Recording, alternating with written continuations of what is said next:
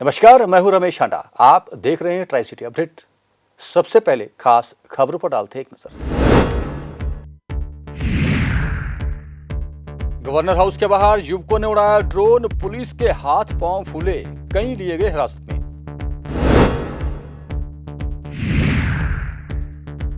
पंचकुला में सीएम मनोहर लाल खट्टर का फूका गया पुतला, कांग्रेसी कर रहे थे किसानों के खिलाफ दिए बयानों का विरोध। और चंडीगढ़ में मिली रामलीला की परमिशन 50 जगहों पर होगी, दशहरे को लेकर संशय बरकरार। और अब खबरें विस्तार से। पंजाब के राज्यपाल निवास के बाहर उस समय स्थिति तनावपूर्ण होगी जब कुछ शरारती युवकों ने वहां ड्रोन उड़ा दिया। आपको बता दें कि चंडीगढ़ में ड्रोन उड़ाने पर पूरी तरह से पाबंदी लगी हुई है। सिर्फ प्रशासन ये ड्रोन का इस्तेमाल कर सकता है। लेकिन अचानक आसमान में उड़े ड्रोन के बाद पुलिस के हाथ पांव फूल गए। चारों तरफ से पुलिस ने उन युवकों को घेर लिया, ड्रोन को कब्जे में ले लिया और कई युवाओं को हिरासत में लेकर पुलिस स्टेशन ले जाया गया। ड्रोन की जांच की गई, लेकिन उसमें किसी भी तरह की रिकॉर्डिंग नहीं दिखी। बाद में पुलिस ने सभी युवाओं का अता पता लिखकर उन्हें छोड़ दिया।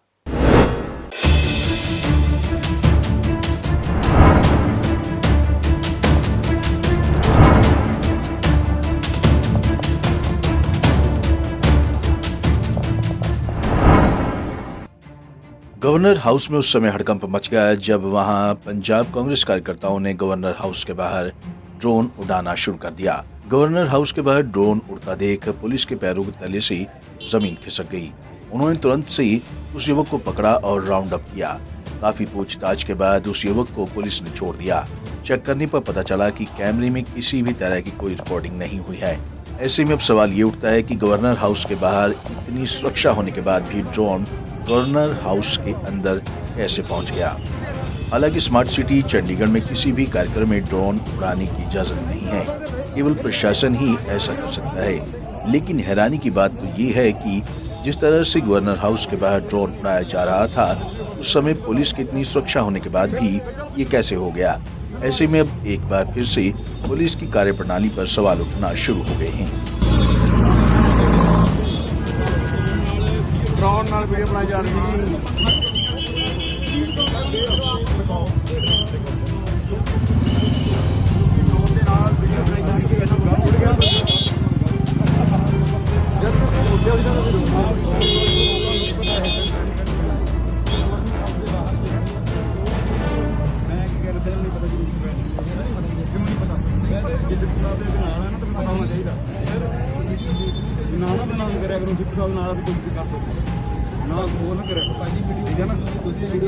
दिखाओ मैं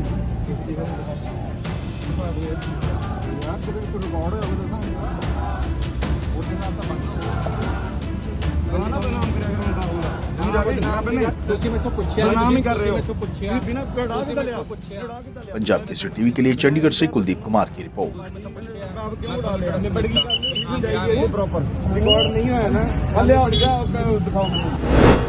करोड़ों रुपए के ड्रग्स रैकेट में हाई कोर्ट में मंगलवार को सुनवाई होने जा रही है। आपको बता दें कि इस ड्रग्स रैकेट में एसआईटी की बंद लिफाफे में रिपोर्ट भी हाई कोर्ट में जमा हो चुकी है, लेकिन उस रिपोर्ट को अभी तक सार्वजनिक नहीं किया गया। इससे पहले अदालत ने सारा रिकॉर्ड तलब कर लिया था और बंद लिफाफे में रिपोर्ट को खोलने की बात कही थी, लेकिन उसके बाद 2 जज इस मामले की सुनवाई से हट चुके हैं। अब देखना यह होगा कि मंगलवार को इस मामले में सुनवाई होती है या कि नहीं। आपको बता दें कि इस एसआईटी की बंद लिफाफे वाली रिपोर्ट में कई राज छिपे हुए हैं, जो कि राजनीति में एक बड़ा तूफान ला सकते हैं। उत्तर प्रदेश के लखीमपुर खीरी की घटना से पंजाब में भी सियासत गर्मा गई है। राज्य में लोगों में रोष है, पूरे राज्य में जगह जगह प्रदर्शन हो रहे हैं। इसी की तर्ज पर चंडीगढ़ में भी हजारों किसानों ने आज अपना विरोध प्रकट किया। जगह जगह पर प्रदर्शन किए गए। डीसी ऑफिस के सामने भी किसान एकत्रित हुए और वहां बैठकर प्रदर्शन करने की इजाजत मांगी, लेकिन पुलिस इसके लिए तैयार नहीं हुई, जिसके बाद पुलिस और किसानों में काफी देर तक बहस भी होती रही।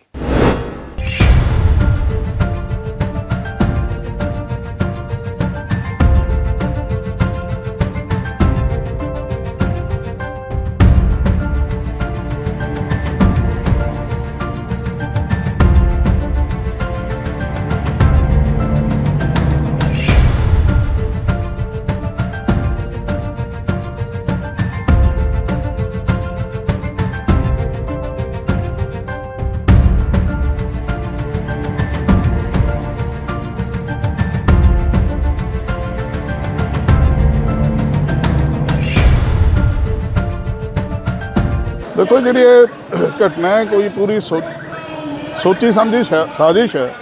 ਤੁਸੀਂ ਇਕੱਲੀ ਲਖੀਮਪੁਰ ਖੀਰੀ ਨਾ ਦੇਖੋ, ਜੋ ਕਰਨਾਲ 'ਚ ਹੋਇਆ, ਜੋ ਐਡਮਿਨਿਸਟ੍ਰੇਸ਼ਨ ਦਾ ਸਰਕਾਰਾਂ ਦਾ ਮਾਨਸਿਕ ਤੌਰ ਤੇ ਜੋ ਇੱਕ ਸੰਤੁਲਨ ਵਿਗੜ ਚੁੱਕਿਆ ਉਹ ਇਹਦਾ ਰਿਜ਼ਲਟ ਹੈ।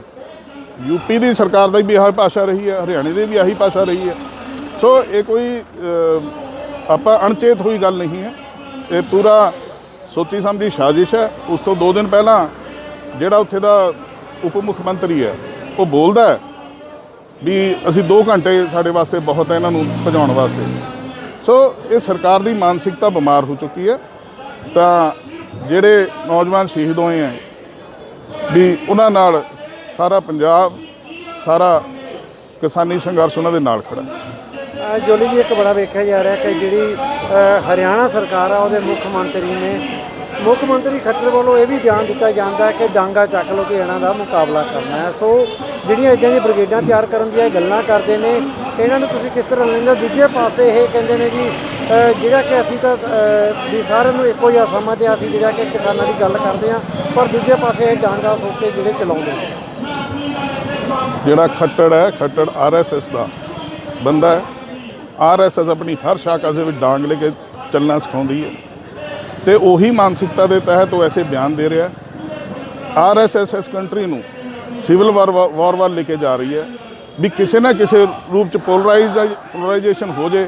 ਜੋ ਹਾਲਾਤ ਅਫਗਾਨਿਸਤਾਨ ਦੇ ਬਣੇ ਐਵੇਂ ਦੇ ਹਾਲਾਤ ਇੱਥੇ ਬਣ ਜਾਣ ਤੇ ਦੇਸ਼ ਸਾਡਾ ਜਿਹੜਾ ਹੈਗਾ ਇਹ ਸਿਵਲ ਵਾਰ ਵੱਲ ਚਲੇ ਜਾਏ। ਇਹ ਇਹਨਾਂ ਦੀ ਇੱਕ ਸਾਜ਼ਿਸ਼ ਦੇ ਤਹਿਤ ਉਧਰ ਨੂੰ ਹੀ ਹੌਲੀ ਹੌਲੀ ਦੇਸ਼ ਜਾ ਰਿਹਾ। ਜੋਲੀ ਜੀ, ਜਿਹੜੀ ਘਟਨਾ ਵਾਪਰੀ ਆ, ਗੱਡੀ ਉੱਪਰ ਚੜਾਈ ਗਈ ਆ, ਗੋਲੀਆਂ ਚਲਾਈਆਂ ਗਈਆਂ, ਇਹ ਦੇ ਉੱਪਰ ਕਿਹੜੀਆਂ ਧਾਰਾਵਾਂ ਲੱਗਦੀਆਂ ਨੇ? ਕਿਹੜੀਆਂ ਧਾਰਾਵਾਂ ਦੇ ਤਹਿਤ ਇੱਥੇ ਜਿਹੜੀਆਂ ਕਿ ਪਰਚਾ 302 ਦਾ ਮੁਕੱਦਮਾ ਬਣਦਾ ਕਿਉਂਕਿ ਵਿਦ ਮੈਲੀਫਾਈਡ ਇੰਟੈਂਸ਼ਨ, ਪੂਰਾ ਹਮ ਖਿਆਲੀ ਹੋ ਕੇ ਇੰਟੈਂਸ਼ਨ ਨਾਲ ਗੱਡੀਆਂ ਚੜਾਈਆਂ ਗਈਆਂ ਤੇ ਕਤਲ ਕੀਤਾ ਗਿਆ। ਇਹ ਕਤਲ ਦਾ ਮੁਕੱਦਮਾ ਬਣਦਾ, ਹੋਰ ਇਹ ਕੋਈ ਐਕਸੀਡੈਂਟ ਦਾ ਮੁਕੱਦਮਾ ਨਹੀਂ ਹੈ। ਜੇਕਰ ਸਰਕਾਰ ਕੋਈ ਐਕਸ਼ਨ ਨਹੀਂ ਲੈਂਦੀ, ਕੋਈ ਕੁਝ ਅੱਗੇ ਨਹੀਂ ਕਰਦੀ, ਤਾਂ ਅੱਗੇ ਕਿਹੋ ਜਿਹੀ ਜਿਹੜੀ ਕਿ ਕਾਰਵਾਈ ਹੋਈ? ਦੇਖੋ, ਅਸੀਂ ਸਾਰੇ ਸੰਯੁਕਤ ਕਿਸਾਨ ਮੋਰਚੇ ਦੇ ਝੰਡੇ ਦੇ ਥੱਲੇ ਸੰਘਰਸ਼ ਕਰ ਰਹੇ ਹਾਂ ਤੇ ਜੇ ਸਰਕਾਰ ਪਰਚਾ ਨਹੀਂ ਕਰਦੀ, ਜੋ ਵੀ ਸੰਯੁਕਤ ਕਿਸਾਨ ਮੋਰਚੇ ਦੀ ਕਾਲ ਹੋਊਗੀ, ਜੋ ਵੀ ਉਹਨਾਂ ਵੱਲੋਂ ਆਦੇਸ਼ ਹੋਊਗਾ, ਅਸੀਂ ਸਾਰੇ ਚੰਡੀਗੜ੍ਹ ਸਾਡਾ ਮੋਰਚਾ ਉਹਨੂੰ ਪਾਲਣਾ ਕਰਦੇ ਹੋਏ ਜੋ ਉਹਨਾਂ ਦੀ ਕਾਲ ਹੋਊਗੀ ਅਕੋਰਡਿੰਗਲੀ ਅਸੀਂ ਸਾਰਾ ਪ੍ਰੋਗਰਾਮ ਚਲਾਵਾਂਗੇ। ਕੱਲ ਜੋ ਵੀ ਲਖੀਮਪੁਰ 'ਚ ਹੋਇਆ ਯੂਪੀ ਦੇ ਵਿੱਚ, ਬਹੁਤ ਹੀ ਜ਼ਿਆਦਾ ਨਿੰਦਣਯੋਗ ਘਟਨਾ ਸੀਗੀ ਉਹ। ਜੇ ਮੈਂ ਸਾਰਿਆਂ ਨੂੰ ਇਹ ਕਹਿਣਾ ਚਾਹਾਂਗੀ ਜਿਹੜੇ ਕੀ ਕਹਿੰਦੇ ਜਿਹੜੇ ਅੱਜ ਨਹੀਂ ਆ ਸਕੇ ਉਹਨਾਂ ਨੂੰ ਆਉਣਾ ਚਾਹੀਦਾ ਸੀ, ਕਿਉਂਕਿ ਜਿਹੜੀਆਂ ਉਹ ਗੱਡੀਆਂ ਚਾੜੀਆਂ ਗਈਆਂ ਨੇ ਉਹ ਉਹਨਾਂ ਦੇ ਉੱਤੇ ਨਹੀਂ ਚਾੜੀਆਂ ਗਈਆਂ, ਸਾਡੇ ਉੱਤੇ ਚਾੜੀਆਂ ਗਈਆਂ ਨੇ। ਉਸ ਮੋਰਚੇ ਤੇ ਚਾੜੀਆਂ ਗਈਆਂ ਨੇ ਜਿਹੜਾ 1 ਸਾਲ ਤੋਂ ਉਰੇ ਲੱਗਾ ਹੋਇਆ। ਉਹ ਕਿਸਾਨਾਂ ਦੇ ਉੱਤੇ ਚਾੜੀਆਂ ਗਈਆਂ ਨੇ ਜਿਹੜੇ ਦਿੱਲੀ 'ਚ ਬੈਠੇ ਨੇ। ਤੇ ਮੈਂ ਇਹੀ ਕਹਿਣਾ ਚਾਹਾਂਗੀ ਵੀ ਅੱਜ ਵੀ ਹਲੇ ਟਾਈਮ ਹੈਗਾ, ਜੇ ਆਪਾਂ ਇੱਕ ਦੂਜੇ ਦਾ ਸਾਥ ਨਹੀਂ ਦੇਵਾਂਗੇ ਤਾਂ ਕੋਈ ਇਹ ਗੱਡੀਆਂ ਜਿਹੜੀਆਂ ਨੇ ਸਾਡੇ ਉੱਤੇ ਦੀ ਚੜ੍ਹਨ ਨੂੰ ਟਾਈਮ ਨਹੀਂ ਲਾਉਣਗੀਆਂ। ਅਮਰਿੰਦਰ, ਇੱਦਾਂ ਦੀਆਂ ਕਈ ਘਟਨਾਵਾਂ ਅੱਗੇ ਵੀ ਪਹਿਲਾਂ ਵੀ ਵਾਪਰੀਆਂ ਨੇ, ਚਾਹੇ ਕਰਨਾਲ ਹੋਵੇ, ਚਾਹੇ ਚੰਡੀਗੜ੍ਹ ਹੋਵੇ, ਚਾਹੇ ਪੰਚਕੂਲਾ ਹੋਵੇ, ਤੇ ਉਸ ਤੋਂ ਬਾਅਦ ਜਿਹੜੀ ਆ ਕਿ ਤੁਸੀਂ ਕੀ ਸਮਝਦੇ ਹੋ ਕਿ ਇਹ ਜਿਹੜਾ ਕਿ ਸੰਘਰਸ਼ ਢਿੱਲਾ ਪੈ ਰਿਹਾ ਕਿ ਉਸ ਨੂੰ ਹੋਰ ਜਿਹੜਾ ਕਿ ਗਰਮਾਈ ਮਿਲ ਰਹੀ ਹੈ? ਨਹੀਂ, ਇਹਨਾਂ ਨੇ ਬਹੁਤ ਕੋਸ਼ਿਸ਼ ਕਰਕੇ ਦੇਖ ਲਈ। ਇਹਨਾਂ ਨੇ ਰਿਲੀਜਨ ਨੂੰ ਵਿੱਚ ਵੜ ਕੇ ਦੇਖ ਲਿਆ, ਇਹਨਾਂ ਨੇ ਧਰਮ ਨੂੰ ਵਿੱਚ ਵੜ ਕੇ ਦੇਖ ਲਿਆ, ਇਹਨਾਂ ਨੇ ਕਾਸਟ ਨੂੰ ਵਿੱਚ ਵੜ ਕੇ ਦੇਖ ਲਿਆ, ਇਹਨਾਂ ਨੇ ਈਵਨ ਇੰਟਰਨੈਟ ਬੰਦ ਕਰਕੇ ਦੇਖ ਲਏ, ਇਹਨਾਂ ਨੇ ਸੜਕ ਦੇ ਉੱਤੇ ਕਿੱਲੀਆਂ ਲਾ ਕੇ ਦੇਖ ਲਈਆਂ, ਪਰ ਕੁਛ ਨਹੀਂ ਇਹਨਾਂ ਤੋਂ ਹੋਇਆ। ਹੁਣੇ ਲਾਸਟ ਇਹਨਾਂ ਕੋਲ ਆਪਸ਼ਨ ਸੀਗੀ, ਇਹਨਾਂ ਨੇ ਕੋਸ਼ਿਸ਼ ਕੀਤੀ ਵੀ ਸ਼ਾਇਦ ਇਹਦੇ ਨਾਲ ਇਹਨਾਂ ਦਾ ਜਿਹੜਾ ਢਾਹ ਲੱਗ ਜੇ ਇਹਨਾਂ ਨੂੰ, ਪਰ ਨਹੀਂ, ਇਹ ਸਾਡੀ ਜਿਹੜੀ ਅੱਗ ਸੀ ਉਹਨੂੰ ਹੋਰ ਜ਼ਿਆਦਾ ਬਲਦਾ ਕਰਤਾ ਇਹਨੇ ਤੇਲ ਵਿੱਚ ਪਾ ਕੇ। ਤੇ ਹੋਰ ਤੁਸੀਂ ਕੀ ਕਹਿਣਾ ਚਾਹੁੰਦੇ ਹੋ ਜਿਹੜੇ ਲੋਕ ਅੱਜ ਵੀ ਆਪਣੇ ਘਰਾਂ ਦੇ ਵਿੱਚ ਬੈਠੇ ਹੋਏ ਨੇ? ਮੇਰੀ ਹਲੇ ਵੀ ਉਹਨਾਂ ਨੂੰ ਦਰਖਾਸਤ ਹੈ, ਪਲੀਜ਼ ਆ ਕੇ ਸਾਡਾ ਸਾਥ ਦਿਓ, ਕਿਉਂਕਿ ਬਹੁਤ ਘੱਟ ਸਮਾਂ ਰਹਿ ਚੁੱਕਾ ਹੈ। ਨਹੀਂ ਤਾਂ ਇਹਨਾਂ ਨੇ ਤਾਨਾਸ਼ਾਹੀ ਕਰ ਕਰਕੇ ਸਾਰੇ ਵਰਗ ਦੇ ਲੋਕਾਂ ਨੂੰ ਤੜਫਾਉਣਾ ਹੈ ਤੇ ਤੜਫਦਿਆਂ ਆਪਾਂ ਨੂੰ ਟਾਈਮ नहीं लगना हैगा।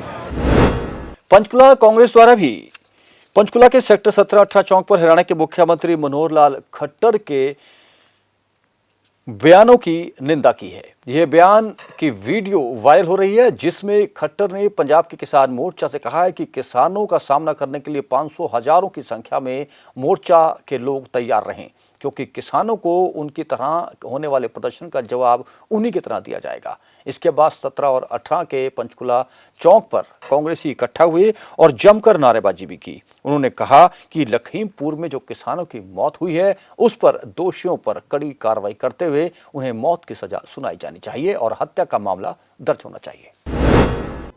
सभी साथियों ने, भाई प्रदीप चौधरी जी ने, विजय बंसल जी भी खड़े हमारे साथ, महिला कांग्रेस की अध्यक्षा सुधा भारद्वाज जी हैं, प्रियंका हुड्डा जी हैं, सुषमा खन्ना जी हैं, नाम लूँगा, नवीन जी हैं, बहुत समय लगेगा। 3 मेमोरेंडम हमने दिए हैं, राज्यपाल के नाम, राष्ट्रपति जी के नाम, और एक हमने कहा है कि मुख्यमंत्री मनोहर लाल खट्टर के खिलाफ FIR होनी चाहिए। कानून से ऊपर कोई नहीं है। युवाओं को भड़काने का काम किया है उन्होंने, जन भावनाओं से खेलने का काम किया उन्होंने। हम चुप नहीं बैठने वाले हैं। आज हम सभी कांग्रेस पार्टी के वरिष्ठ साथी, हम सभी मिलजुल कर, भाई चंद्रमोहन जी, सभी साथी मिलकर आज राष्ट्रपति जी के नाम और गवर्नर महोदय के नाम ज्ञापन देने के लिए DC साहब के माध्यम से यहाँ आए हैं। क्योंकि जो जुल्म ज्यादतियाँ सरकार लगातार हो रही हैं, और कल भी जो UP में कांड हुआ, और हमारी आदरणीय प्रियंका गांधी जी आज जहाँ सुबह वहाँ पहुँचना था, उनको भी रास्ते में रोककर उनसे भी बहुत गलत व्यवहार किया गया। और जो हमारे मुख्यमंत्री खट्टर साहब द्वारा कल एक बयान जारी किया गया, एक वीडियो वायरल हुआ जिसमें सरेआम दिखाया गया कि भाईचारा खराब करने का माहौल है। तो आज हमने यह ज्ञापन एक SP महोदय के नाम हमारी पार्टी के लीगल सेल द्वारा दिया गया, और बाकी कांग्रेस पार्टी के द्वारा 2 ज्ञापन दिए गए, एक DC महोदय के माध्यम से गवर्नर साहब को, एक राज्यपाल जी महामहिम राष्ट्रपति जी के नाम। यह जो कार्रवाई इनके खिलाफ की जाए, जो यह किसान लगातार लड़ाई लड़ रहे हैं उनकी बात सुनी जाए, और जो काले कानून है उनको वापस लिया जाए। पंजाब के राज्यपाल और चंडीगढ़ के प्रशासक बनवारीलाल पुरोहित ने सेक्टर 18 के त्रियोग थिएटर में आयोजित सफाई मित्र अमृत सम्मान समारोह में सफाई मित्रों और फ्रंटलाइन वर्करों को सम्मानित किया। उन्होंने कहा कि महात्मा गांधी ने स्वच्छता को अत्यधिक महत्व दिया है और नागरिकों से व्यक्तिगत स्वच्छता अपनाने और आसपास की स्वच्छता सुनिश्चित किए जाने का आह्वान भी गवर्नर साहब ने किया है। चंडीगढ़ में आज़ादी के अमृत महोत्सव के तहत सफाई कर्मियों और फ्रंटलाइन वर्करों के लिए सफाई मित्र अमृत सम्मान समारोह का आयोजन किया गया। ये कार्यक्रम सेक्टर 18 के टैगोर थिएटर में किया गया, जिसमें पंजाब के गवर्नर और प्रशासक बनवारीलाल पुरोहित और मेयर रविकांत शर्मा मौजूद रहे। इस दौरान परंपरा समूह के कलाकारों द्वारा वेस्ट सेग्रीगेशन विषय के तहत एक नाटक का मंचन भी किया गया। अपने संबोधन में प्रशासक बनवारीलाल पुरोहित ने कहा कि महात्मा गांधी ने स्वच्छता को अत्यधिक महत्व दिया और नागरिकों से व्यक्तिगत स्वच्छता अपनाने और आसपास की स्वच्छता सुनिश्चित करने का आह्वान किया। उन्होंने कहा कि सफाई कर्मी से मेरा निकट का संबंध रहा है। सफाई कर्मी का सम्मान सिर्फ औपचारिकता नहीं, बल्कि इसे पूरे दिल से किया जा रहा है। सफाई जो कर्मचारी है, उनसे मेरा निकट का संबंध है। मुझे गर्व है आप लोगों पर। ये जो सत्कार हमने किया है, ये औपचारिकता नहीं है, इसके पीछे बहुत बड़ा हमारा मन है, बहुत बड़ा उद्देश्य है। इसके पीछे आपको सफाई मजदूरों को समाज के सामने प्रोजेक्ट करना, ये इसके पीछे का उद्देश्य है। मेयर रविकांत शर्मा ने सफाई मित्रों को उनके योगदान के लिए धन्यवाद किया। उन्होंने कहा कि कोविड के दौरान उनके सहयोग के बिना स्थिति और खराब हो सकती थी, अगर स्वच्छता गतिविधियों को पूरी गति से नहीं किया गया होता। बहुत ही अच्छा कार्यक्रम, और इन लोगों की हौसला अफजाई के लिए और एक नाटक के माध्यम से लोगों को अवेयर करने का यहाँ पे काम किया है कि सेग्रीगेशन कैसे करनी है और कूड़े को सही जगह पे कहाँ पे डालना है। तो वो सारी चीज़ें आज नाटक के माध्यम से भी यहाँ पे लोगों को बताई, और आप देख रहे थे किस तरह से जनसमूह यहाँ पे एकत्रित था। और जितने भी सफाई कर्मचारी हैं, हमारे ये सफाई मित्र हैं, इनको बहुत ही प्रोत्साहित आज महामहिम राज्यपाल जी ने कराया, और इनको बहुत ही सराहना इनकी करी है कि किस तरह से ये लोग सुबह से लेकर शाम तक हमारे लिए काम करते हैं, शहर की सफाई के लिए काम करते हैं। प्रशासक ने कहा कि चंडीगढ़ स्वच्छता में नंबर 1 का अपना खोया हुआ दर्जा फिर से हासिल कर सकता है। वहीं कचरा सेग्रीगेशन और प्रबंधन अभी भी चंडीगढ़ के सामने पेश चुनौतियों में से एक है। पंजाब केसरी टीवी के लिए चंडीगढ़ से भागवत सिंह की रिपोर्ट। कोरोना काल के कारण पिछली बार रामलीला का मंचन नहीं हुआ था। इस बार भी रामलीला के मंचन को लेकर स्थिति पशुपेश में थी, लेकिन प्रशासन ने स्थिति को स्पष्ट करते हुए रामलीला के मंचन की इजाजत दे दी है। चंडीगढ़ में 50 स्थानों पर रामलीला के मंचन को इजाजत दी गई है। अभी दशहरे को लेकर स्थिति असमंजस में बनी हुई है। इस साल हमने ये दिखाया है कि हम सारा लाइटिंग पे करेंगे। ओपन स्टेज का हमारा वो मकसद है, कोई पर्दा नहीं होगा, ड्रॉपिंग का कोई वो नहीं होगा। एक सीन हमारा पहले स्टेज पे चलेगा, फिर उसके बाद हमारा दूसरा सीन, अगला सीन हमारा तीसरी स्टेज पे जैसे चलना है तो तैयार होगा। एक के बाद हमारा कंटिन्यू सीन चलेंगे ताकि हमारा समय की बचत हो और हमारा सीन भी एकदम थ्रो चले। भारतीय युवा कांग्रेस द्वारा यंग इंडिया का बोल कार्यक्रम की शुरुआत की गई है। इस मौके पर हरियाणा प्रदेश युवा कांग्रेस के प्रभारी दीपक भाटी, चोटीवाला शिवी चौहान, प्रदेश अध्यक्ष व अन्य पदाधिकारी उपस्थित रहे। चोटीवाला ने कहा कि कांग्रेस के पदाधिकारियों को निर्देश दिया गया है कि हमारे कार्यकर्ता सभी जिलों विधानसभा स्तर पर मुख्यमंत्री योगी आदित्यनाथ उत्तर प्रदेश के पुतला जलाएंगे और विरोध दर्ज करवाएंगे। युवा कांग्रेस का ये कार्यक्रम लंबे समय तक चलेगा। ये जो हमारा आज का प्रेस कॉन्फ्रेंस का मुख्य मकसद है, यंग इंडिया के बोल। यंग इंडिया के बोल एक हमारी प्रतियोगिता है भारतीय युवा कांग्रेस के द्वारा जो ये आयोजित की जा रही है और पूरे देश में इस प्रतियोगिता का संचालन भारतीय युवा कांग्रेस के माध्यम से किया जा रहा है। यंग इंडिया के बोल बेसिकली भाषण प्रतियोगिता है और इसका मुख्य मकसद है कि अच्छे स्पीकर्स को जिनकी सामाजिक मुद्दों पर, राजनीतिक मुद्दों पर जो समकालिक मुद्दे हैं उन पर पैनी नज़र हो, जिनकी जानकारी अच्छी हो और जो राजनीति के माध्यम से राजनीतिक दल के साथ जुड़ कर के, युवा कांग्रेस के साथ जुड़ कर के अपने आप को आगे बढ़ाना चाहते हैं, तो उनके लिए ओपन एक प्लेटफॉर्म है यंग इंडिया के बोल। यंग इंडिया के बोल के माध्यम से हरियाणा प्रदेश के प्रत्येक जिले में इसका जनजागरण अभियान हम लोग आज के बाद से चलाएंगे और हर जिले से हम लोग जो अच्छे स्पीकर्स हमारे हैं उनको निकाल करके लाएंगे और ये 3 चरणों में हम लोग ये कार्यक्रम को पूरा करने वाले हैं। पहले चरण में डिस्ट्रिक्ट वाइज हमारा कंपटीशन होगा।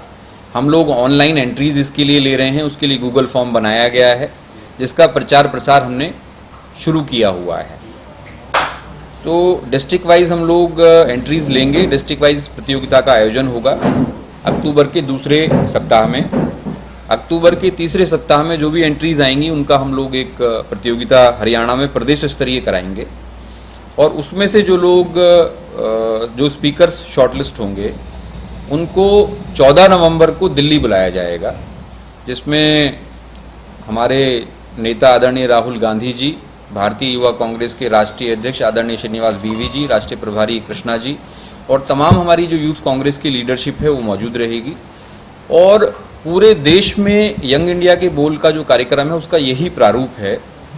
हर प्रदेश में, हर जिले में कार्यक्रम इसमें आयोजित हो रहे हैं, प्रतियोगिताएं हो रही हैं और 14 नवंबर को पूरे देश से और हरियाणा से भी जो हमारे नौजवान और नवयुवतियां शॉर्टलिस्ट होंगे उनको 14 नवंबर को मौका दिया जाएगा पूरे देश की जो कांग्रेस पार्टी की बड़ी लीडरशिप है उनके सामने अपने आप को प्रेजेंट करने का।